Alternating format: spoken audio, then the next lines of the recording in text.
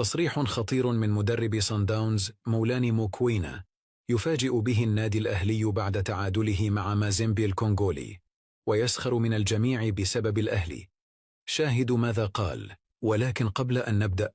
قم بعمل متابعة لصفحتنا لنرى كم عدد محبي الأهلي، ولا تنسوا أن تعطروا فمكم بذكر الله والصلاة والسلام على رسولنا الكريم. بعد تعادل الأهلي السلبي مع مازيمبي الكونغولي في مباراة الذهاب من نصف نهائي دوري أبطال إفريقيا، ليتأجل تأهل الأهلي إلى المباراة النهائية في مباراة الإياب بالقاهرة، فقد صرح مدرب سان داونز الجنوب إفريقي مولاني موكوينا، وأدلى بتصريحات نقلتها شبكة أفريكا سبورت، وقال الكل كان ينتظر سقوط النادي الأهلي أمام مازيمبي الكونغولي،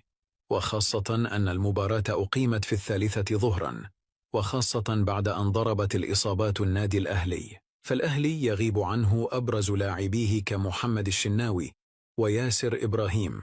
ومروان عطية وإمام عاشور وحسين الشحات.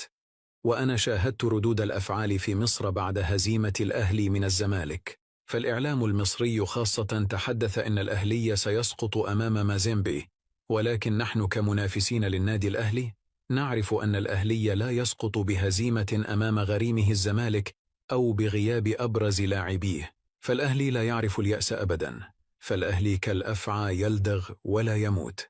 واعتقد أن الأهلي وضع قدما في المباراة النهائية، وسيحسم التأهل في مباراة الإياب أمام جماهيره، وستكون مهمة مازيمبي الكونغولي معقدة للغاية، فأنا واجهت مازيمبي في دور المجموعات وهزمته ب3 في بريتوريا، واعتقد أن الأهلي قادر على هزيمة مازيمبي بنفس هذه النتيجة، فأنا لا أرغب في مواجهة النادي الأهلي في المباراة النهائية في حال تخطينا الترجي التونسي،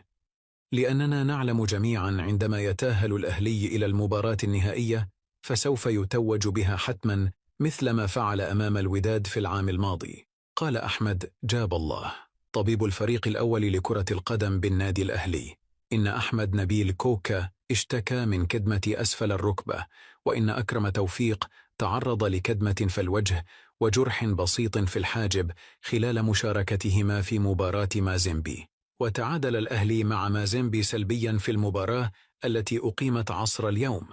على ملعب تي بي مازيمبي بمدينة لوبومباشي في ذهاب نصف نهائي بطولة دوري أبطال أفريقيا. ويخوض الأهلي مباراة العودة أمام مازيمبي مساء الجمعة المقبل في 9 مساء باستاد القاهرة